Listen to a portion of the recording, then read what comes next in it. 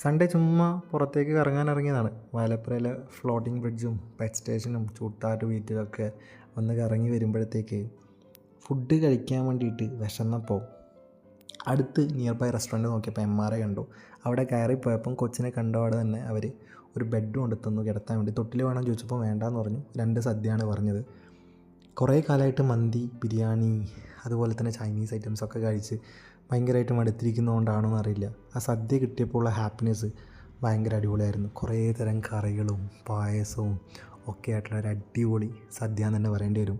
നമ്മൾ ഈ മലബാറുള്ള സൈഡിലുള്ള ആൾക്കാർക്ക് സദ്യ എന്ന് പറയുമ്പോൾ ഫിഷ് ഫ്രൈ ഇല്ലെങ്കിൽ, അല്ലെങ്കിൽ ചിക്കനോ ബീഫോ ഒന്നും ഇല്ലെങ്കിൽ അത് ഇൻകംപ്ലീറ്റ്നെസ് ആണ്. അപ്പോൾ ഞാൻ പറഞ്ഞത് ഫിഷ് ഫ്രൈ ആണ്. ഒരു കല്ലുമ്മക്കായും ഒരു ചെമ്മീനും പറഞ്ഞു. വേറെ എന്താ ഉള്ളതെന്ന് ചോദിച്ചപ്പോൾ അവരെന്നോട് പറഞ്ഞു 2 പേരല്ലേ ഉള്ളൂ, നിങ്ങൾക്കിത് മോർ ദാൻ ഇനഫ് ആയിരിക്കും എന്ന് പറഞ്ഞു.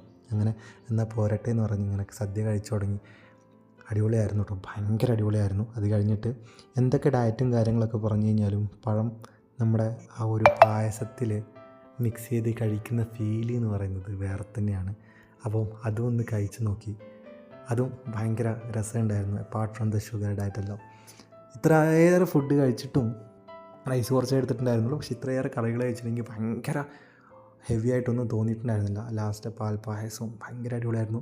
അതിന് ടേസ്റ്റ് കാരണം ഞാൻ ആ ഒരു കട്ടോരിയിൽ കൈയിട്ട് നക്കുകയൊക്കെ ചെയ്തിട്ടുണ്ടായിരുന്നു. ഭയങ്കര അടിപൊളിയായിരുന്നു. അപ്പോൾ പെറ്റ് സ്റ്റേഷനോ അല്ലെ ഫ്ലോട്ടിംഗ് ബ്രിഡ്ജോ ആ സൈഡിലൊക്കെ പോവുകയാണെങ്കിൽ സാറ്റർഡേ സൺഡേ ആണെങ്കിൽ നിങ്ങൾക്ക് ഈ സദ്യ എക്സ്പീരിയൻസ് ചെയ്യാൻ പറ്റുന്നതാണ്. അപ്പോൾ ബൈ, ലവ് യു ഓൾ.